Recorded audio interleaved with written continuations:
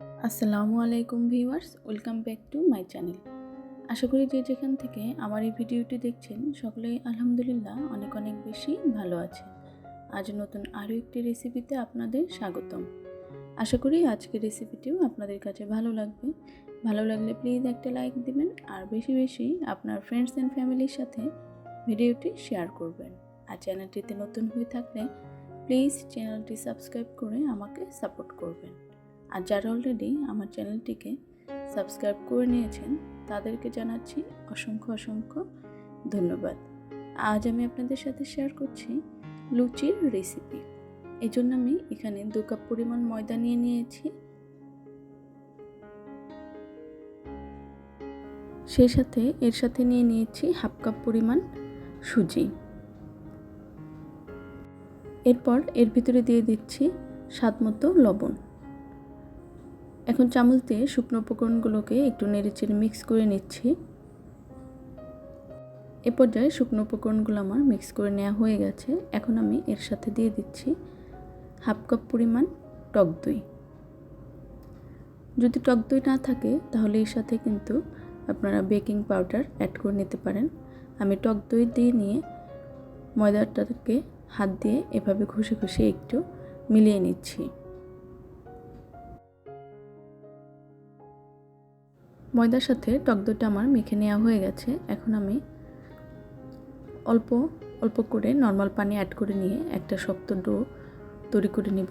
এটা কিন্তু খুব বেশি সফট ডো তৈরি করে নেওয়া যাবে না, একটু টাইট ডো হবে।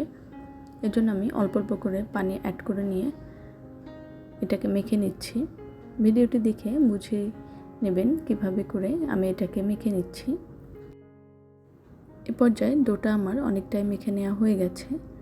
এখন আমি এর সাথে অ্যাড করে দিচ্ছি সামান্য পরিমাণে একটু তেল।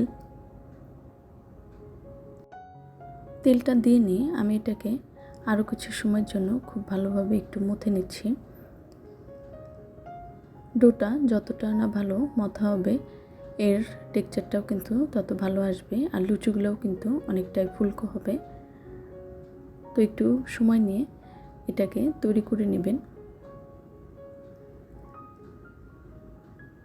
এ পর্যায়ে ডোটা আমার তৈরি করে নেওয়া হয়ে গেছে। এটাকে আমি ঢাকনা দিয়ে ঢেকে এক সাইডে রেখে দিচ্ছি আধা ঘন্টা রেস্টের জন্য। ফিরে এলাম আধা ঘন্টা পর। এরই মাঝে ডোটা কিন্তু আমার অনেকটাই সফট হয়ে গেছে। এখন আমি আর একটু কিছু সময়ের জন্য এটাকে মথে নিচ্ছি। আর এ পর্যায়ে এর থেকে ছোট ছোট করে লিচি কেটে নিচ্ছি। আপনাদের পছন্দ মতো লিচি তৈরি করে নেবেন। দেখতে পাচ্ছেন আমি কতটুকু করে ডো নিয়ে লুচির জন্য লিচিগুলোকে তৈরি করে নিচ্ছি। এ পর্যায়ে সবগুলো লিচি আমার তৈরি করে নেওয়া হয়ে গেছে। আর এখন আমি এই লিচিগুলোর থেকে একটা লিচি নিয়ে পিঁড়ির উপরে রেখে এভাবে হাত দিয়ে একটু প্রেস করে মসৃণ করে নিচ্ছি। এরপর উপর থেকে খুবই সামান্য পরিমাণে একটু তেল দিয়ে নিয়ে এটাকে আমি বেলে নিব। দেখতে পাচ্ছেন কিভাবে করে হাত দিয়ে প্রেস করে নিয়ে আমি এটাকে একটু ছড়িয়ে নিচ্ছি। আর এটা বেলার সময় কিন্তু অবশ্যই তেল ব্যবহার করতে হবে, এখানে কিন্তু এক্সট্রা গুঁড়ি ব্যবহার করা যাবে না। আর আমি বেলুনেও একটু করে তেল নিয়ে নিচ্ছি। আর লুচি বেলার সময় অবশ্যই একটু এরকমের সমান বেলুন নিতে হবে।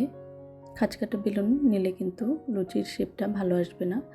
আর এটাকে একটু টেনে টেনে এভাবে করে বেলে নিতে হবে। ভিডিওটি দেখে অবশ্যই বুঝে নিচ্ছেন কিভাবে করে আমি এটাকে তৈরি করে নিচ্ছি।